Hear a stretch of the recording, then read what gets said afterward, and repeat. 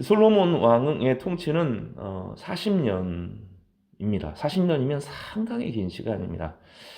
그 기간 동안에 초기에 어려움을 겪었지만 그런 초기에 동시에 그 어려울 때 하나님께 구하면서 하나님께 이렇게 구합니다. 백성의 말을 잘 들을 수 있도록 도와주십시오.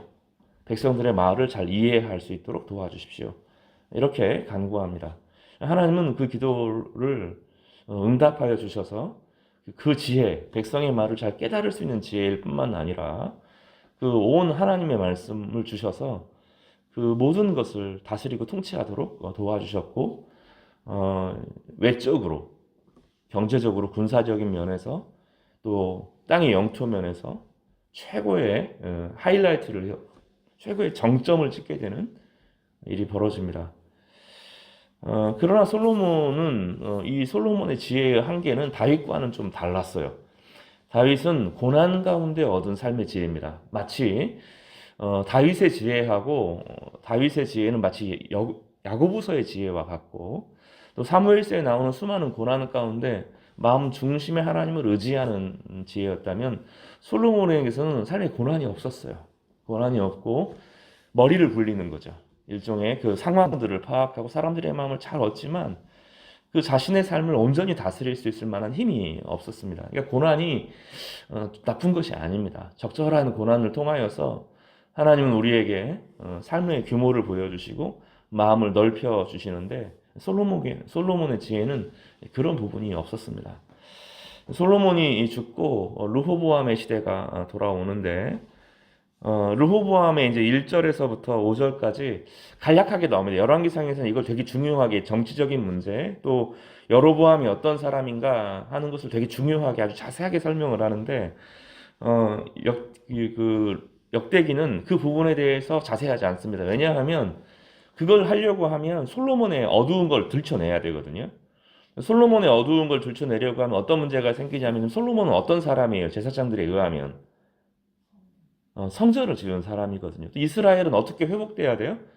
성전이 회복되면서 이스라엘이 회복돼야 되기 때문에 솔로몬을 폄하하고 싶지가 않은 거예요. 역대기의 제사장들은 그렇지 않고 르호보암에게 그 책임을 돌리고자 하는 그리고 여로보암의 그 정치적인 상황들을 잠깐 묘사하는 것으로 마치게 됩니다.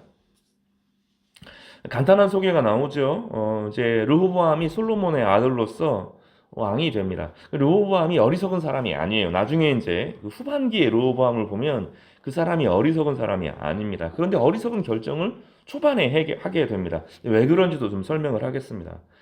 느밧의 아들 여로보암이 느밧의 아들 여로보암이라는 사람이 나오는데 이 사람이 어디 사람이냐면 에브라임 지파 사람입니다. 그러니까 이제 기억을 해야 될 필요가 있는데 그 북쪽은 에브라임을 중심으로 하는 나라예요. 남쪽은 유다를 중심으로 하는 나라입니다. 이 두 지파가 초기부터 그랬어요. 모세 시대 이후로 계속 이 두 지파가 그 갈등을 벌였어요. 이 둘이 함께 일을 할 때는 힘을 다하여서 이스라엘이 하나가 될 수 있었지만 둘이 마음을 돌리면 나라 전체가 어지러워지는 일들이 늘상 벌어졌습니다. 그리고 그 대표가 이제 여로보암이었는데 솔로몬이 이 사람을 좋아하지 않았고 이 사람을 이제 죽이려고 하고 피하기도 이제 여러 가지 그 압제를 할 때 그 애굽의 그 느고가 이 사람을 이제 빼돌립니다. 바로가 그 사람을 빼돌려 가지고 그를 보호하고 자기가 필요한 사람을 결혼을 시켜서 그를 정치적인 후원자가 됩니다. 그러니까 그 바로는 그 이중적인 마음을 갖는 거예요. 한편으로는 자기 딸을 솔로몬에게 주어서 정치적으로 안정을 삼지만 언제든지 틈을 노려서 정치적인 우위를 뺏기지 않으려고 하는 것입니다. 그래서 미래의 세대에게 투자를 해놓은 것이죠. 그런 이제 그 여로보암이 있었어요. 여로보암이 있었다고 하는 이야기를 잘 나오고 있고요. 6절에서부터 11절까지는 이제 르호보암, 여로보암들 좀 혼동되고 처음에는 그랬는데 이 르호보암이 왕이 되고 난 이후로 그 두 세대가 충돌합니다. 이건 세대 충돌입니다. 여기 보면 솔로몬의 세대에 있었던 그 관료들이 있었고 또 르호보암과 함께 보냈던 자기랑 함께 보냈던 아주 유능하고 머리가 좋은 타고난 사람들이 있었습니다. 다 유학파들이고 공부를 했던 사람들로 보입니다. 이들이 지금 이야기하는 건 뭐냐면 더 심하게 백성들을 통치해야 된다라고 지금 주장을 하는데 그 다른 맥락이 아니고요. 말은 되게 거칠게 되어 있지만 맥락은 처음에 밀리면 끝까지 밀린다는 겁니다. 이해가 되시면 좋겠는데 한 번 딱 밀리면 기선을 딱 뺏기면 다 지게 돼 있어요. 그래서 어떤 일을 할 때에서 기선을 잡는 게 되게 중요하거든요. 처음에 그 르호보암이 왕이 딱 되었을 때 젊은 관료들은 뭐라고 말하냐면 지금 솔로몬의 세대가 이미 지나갔는데 거기서 기선을 빼앗기면 너 계속 그 사람들한테 끌려다닌다. 백성들에게 끌려다닌다. 처음에 강한 왕의 위엄을 보여줘라. 이게 지금 이제 르호보암을 따르는 사람들의 그 젊은 세대들의 그 방식입니다. 정치는 그렇게 합니다. 정치는 한 번 기선을 빼앗기면 계속 집니다. 사람들과의 관계에서도 기선을 빼앗기면 계속 그렇게 져요. 어릴 때 형이 동생들을 심하게 대하면 동생들이 형들에게 한번 눌리거든요. 그러면 평생을 그렇게 살아요. 한 번 기세에 눌리면 그렇게 살거든요. 정치나 권력이나 이 권력의 속성은 늘 힘의 문제이기 때문에 힘의 주도권을 빼앗기면 안 된다 하는 정치의 기본 원리를 이야기하게 된 겁니다. 문제는 이 당시 르호보암이 지혜가 없었다는 거예요. 젊은 세대들의 문제 그리고 지금 삶이 얼마나 골마 썩었는지 솔로몬의 외적인 화려함은 보았지만 그 북이스라엘이 얼마나 썩었는지를 사실은 알지 못했던 겁니다. 그 어둠의 부분들을 알지 못하고 그들의 삶의 그 괴로움과 고통을 알지 못하고 또 그들이 지금 얼마나 자존심이 세졌는지 알지 못하는 겁니다. 지금은 그 세대가 아니에요. 고난을 당하면서 다윗을 중심으로 하나가 돼야 되겠다. 우리가 어려운데 고난을 중심으로 하나가 돼야 되겠다. 우리에게 말씀과 성전을 주신 하나님이 우리에게 있다. 이런 간절함과 겸손함을 가진 세대가 아닙니다. 지금 그들은 하나님이 없어도 잘 살 수 있는 세대예요. 다윗의 세대는 하나님이 아니면 안 되는 세대였어요. 사무엘의 시대도 하나님의 은혜가 아니면 외세의 어려움을 이길 수가 없는 세대였어요. 지금은 아니에요. 힘도 있고 권력도 있고 하나님 없이 하나님을 의지하지 않고도 얼마든지 잘 살 수 있는 세대인 거죠. 자존심이 세어진 세대예요. 그리고 그 안에 골마 터진 것들이 많아요. 나기도 솔로몬의 영광을 누리고 싶은 그런 세대들이 많이 있었다는 겁니다. 그 종합적인 상황들을 보면 지금은 유연책을 써야 되고 시간을 두고 그들을 설득해야 되는 시기였는데 이거를 정치적인 잘못 판단을 합니다. 르호보암은 두 가지 길을 갈 수 있었어요. 한편으로는 좀 부드러운 유연책을 쓸 수도 있었고 하나는 이 강성책을 쓸 수도 있었는데 늘 그 고민을 하는 겁니다. 우리 인생에서도 자녀들이 어려움이 생길 때 강성책을 써서 확 눌러버릴 것인가? 아니면 그래서 눌러놓고 지낼 것인가? 아니면 잘 들어서 오랜 시간이 걸리지만 대화를 통해서 설득할 것인가? 이 두 가지 상태가 어린이 교육에서도 문제가 되고 교회에도 그렇고 국가도 그렇고 늘 강성책을 쓸 건가 유연책을 쓸 건가? 이 두 가지 사이에서 지혜를 구해야 됩니다. 문제는 르호보암이 사람들의 상황 가운데 정치 문제로 이것을 파악하려고 했다는 겁니다. 문제는 이스라엘이 정치적인 집단이 아니라는 것입니다. 그들의 정체성은 예배에 있고 그들의 정체성은 하나님 앞에 겸손해지는 것에 있고 하나님께 묻는 것이고 하나님의 백성으로 살아가는 것입니다. 그러니까 지금 전체적으로 머리를 써서 어떻게 하는 것이 옳으냐의 문제가 아니었어요. 르호보암에게 가장 핵심적인 것은 젊은 세대들의 말을 듣는 것이 하나의 방법이기 때문에 젊은 세대들의 말을 듣는 것이 그게 문제가 아니고 하나님 앞에 나와서 왕으로서 내가 이 큰 나라를 다스릴 만한 힘과 지혜가 없습니다. 하나님, 내가 어떻게 이 일들을 감당하는 것이 좋겠습니까? 라고 하나님께 물어보는 것이었습니다. 기도의 사람으로 겸손의 사람으로 자라야 되는데 왕궁에서 아무 어려움 없이 지내왔던 르호보암에게 있어서는 자신의 권리를 빼앗기지 않고 싶었던 그것을 정당한 자신의 권리로 생각했던 것이 문제입니다. 이스라엘은 자기가 왕이 아니고 이스라엘 전 나라는 그 누구도 왕이 아니고 하나님만이 왕이라고 하는 이 영적인 정체성을 잃어버렸기 때문에 문제가 생긴 것입니다. 그리스도인의 길은 세상 사람들의 길과 다릅니다. 분명히 머리로는 되는데 머리로는 그렇게 진행이 될 것 같고 통계로는 그렇게 진행이 될 것 같은데 하나님 백성은 좀 달라요. 하나님 백성은 중요한 일일 때마다 주님의 왕이심을 인정하고 내가 하나님의 소유임을 인정하고 기도해야 되고 기도하면서 자신의 영적인 상황을 살펴볼 때 그때 새 힘이 생기고 분별의 역사가 열리게 되는 것입니다. 로보암이 가장 중요하게 간과한 것이 바로 이 지점입니다. 그래서 르호보암은 좀 외적으로는 군대도 있고 힘도 있고 솔로몬의 명성도 있기 때문에 이제 백성들에게 밀리면 안 된다. 처음에 밀리면 끝까지 밀린다.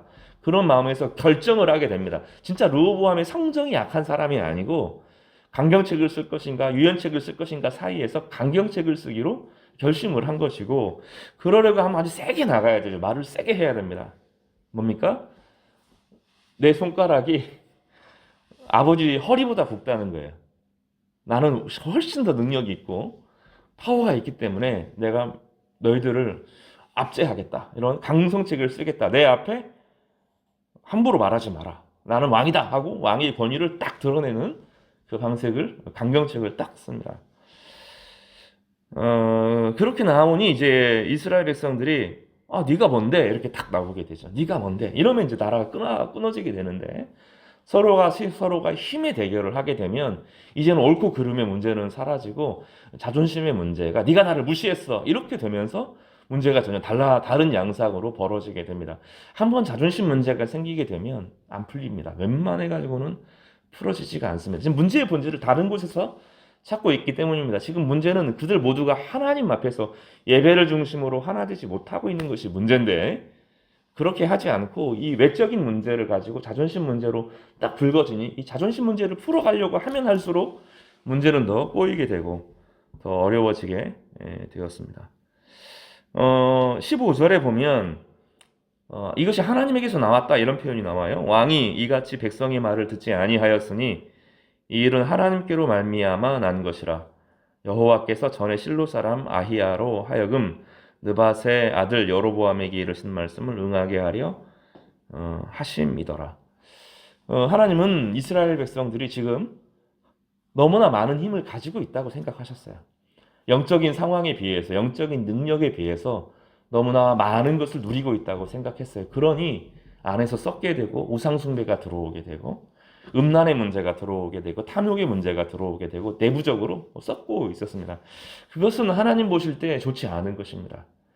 겉으로 보이고 있는 화려한 영광은 그들이 영적으로 성장한 만큼 얻은 열매가 아니라 이게 이제 중요한 부분. 영적으로 성장해서 뿌리고 얻은 열매가 아니라 주어진 선물인데 선물임을 알지 못하고 영적인 능력을 그래서 감당할 만한 능력이 없을 때 하나님을 떠나게 됩니다. 내적으로 하나님을 떠나게 된 겁니다. 그러면 하나님 없는 상태로 돌려보내야 됩니다. 하나님 없는 상태로 돌려보내는 것이 나라를 분열시키는 것이고 그들의 분량에 맞게 하나님께서 그들을 나누어 놓겠다고 하신 것이죠. 그래서 여로보암은 그 부분에 북쪽 이스라엘의 맹주로서 역할을 하게 되면서 여로보암에게 다윗이 했던 것과 같이 네가 하면 여로보암을 통해서 하나님 나라를 새롭게 할 것이다라고 제안을 하지만 여로보암 역시 다윗의 길을 걸어가지 않고 솔로몬의 정치적인 권력을 가진 그 왕의 모습을 취하게 되면서 북이스라엘이 영적으로 타락하게 되는 결정적인 일들을 겪게 됩니다.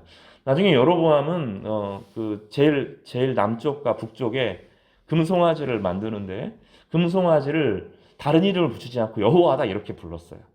그래서 여호와의 신앙을 유지하는데 금송아지를 섬기는 방식으로 여호와의 신앙을 유지하게 되는 혼합주의를 가져오게 되는 일들을 벌이는데 북쪽 이스라엘은 모든 왕들이 그 부분에서는 빠져나가지 못했습니다.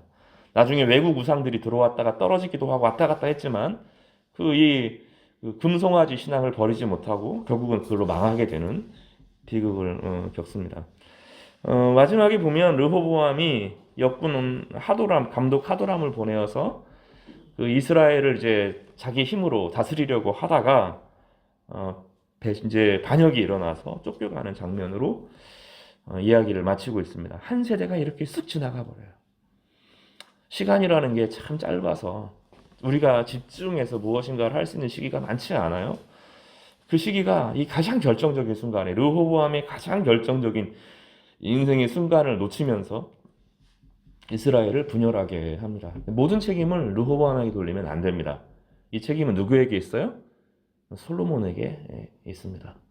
솔로몬이 그 강성한 시기에 실제로 영적으로 무너졌고 그 영적으로 무너진 상태에서 이스라엘 백성들을 탐욕의 길로, 자존심의 길로, 음란의 길로 그들을 향하여 문을 열어 놓았기 때문에 이제는 문에 들어간 사람들은 자연스럽게 그 길로 걸어가게 되고 미끄럼틀에 마치 그 이스라엘 백성들을 몰아넣은 것처럼 보여서 영적으로 무너지게 되고 그러면서 이스라엘이 하나님 말씀을 소중하게 여기지 않고 하나님 말씀이 그들에게 사라지니 죄를 깨닫지 못하고 죄를 깨닫지 못하니 예배가 사라지게 되고 모든 것을 자신의 권리로 생각하게 되면서 자존심 싸움 하다가 나라가 망하게 되는 결정적인 우를 범하게 되었습니다. 오늘 우리에게 필요한 것은 하나님의 지혜입니다. 하나님의 지혜는 머리로만 얻는 것이 아니고 삶의 고난 가운데 깨닫게 되고 그 가운데 하나님 우리를 넓혀주시고 깊이 있게 하는 삶을 허락하여 주십니다. 우리에게 주신 때로는 어려움이 있으면 하나님께서 나로 겸손하게 하시는구나 생각하셨으면 좋겠고 우리의 상황에 좋은 일이 생기면 하나님이 우리를 하나님을 높여드리면서 이 모든 일이 하나님께로 나와서 하나님께로 돌아갑니다 라고 고백하는 그런 성도님들 되시기를 바랍니다. 오늘 하루도 주님과 동행하시는 복된 성도님들 되시기를 주님의 이름으로 축복합니다. 기도하겠습니다.